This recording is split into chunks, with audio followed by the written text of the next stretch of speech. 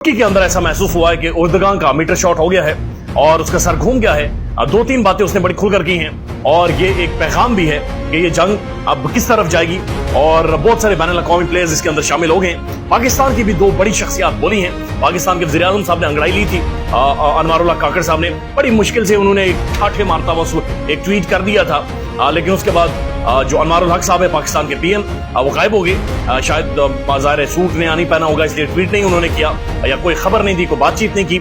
इमरान खान होता, पाकिस्तान के अंदर कोई हुकूमत होती, कोई लीडर होता, उसके पीछे को आवाम खड़ी होती तो आवाम भी रैलीज निकालती, जगह जगह पर जलसे होते, सड़कें बंद होती तो शायद हमारी हुकूमत को स्टांस ले लेती।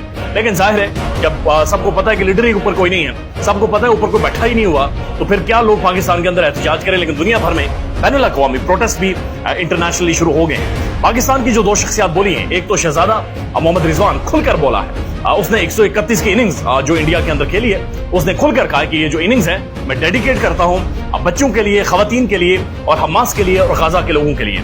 तो खुलकर फलस्तीन के साथ खड़ा हो गया है और खुलकर उसने वाज़े किया है, उसने लिखा है कि मैं खुलकर हमायत कर रहा हूं गाजा स्ट्रिप की, उनके लिए दुआएं मांगता हूं और अपनी जो मेरा जो मैन ऑफ द मैच है, जो कारकर्दगी है, जो मेरी ग्लोरी है, ये मैं उन्हें डेडिकेट करता हूं। तो खुलकर रिजवान बोला है। मलाला यूसुफज़ई बोली है, अगेन बिग पर्सनालिटी, इंटरनेशनली जानी जाती है पाकिस्तान के हवाले से।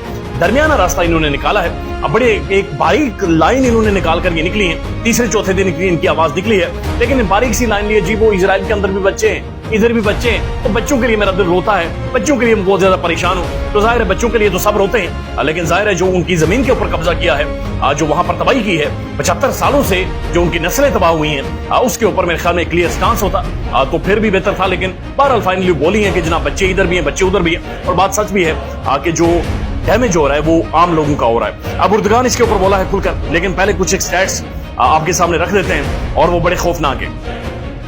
एक तो इस जंग के अंदर अभी तक की जो सूरत हाल है उसके मुताबिक 1200 इजरायली मारे गए, हमास के 1500 जवान इजराइल क्लेम कर रहे हैं कि मारे गए। एग्जैक्ट रिपोर्टिंग जो एग्जैक्ट फैक्ट्स हैं, जो डैमेज है वो आपके सामने नहीं आ सकता, किसी भी सूरत नहीं आ सकता, क्योंकि जंग है ना, तो रिपोर्टर जंग के अंदर जा सकता है, ना कोई जर्नलिस्ट जा सकता है। वही वाला डेटा होता है जो या तो जो हमास समहाउ फीड कर रहा होता है, या फिर जो इजरायली फोर्सेस फीड कर रही होती हैं, या फिर कुछ साफी जो वहां पर मौजूद होते हैं, या थिंक टैंक्स जो असेसमेंट कर सकते हैं, जो असेस कर सकते हैं बहुत सारी चीजों को, तो वो आपके सामने रख लें। जो दो के डैमेज इससे ज्यादा खौफनाक है जितना रिपोर्ट किया जा रहा है, इससे ज्यादा डैमेज वहां पर हो चुका है। 4 दिन लगातार, यानी आज के दिन में भी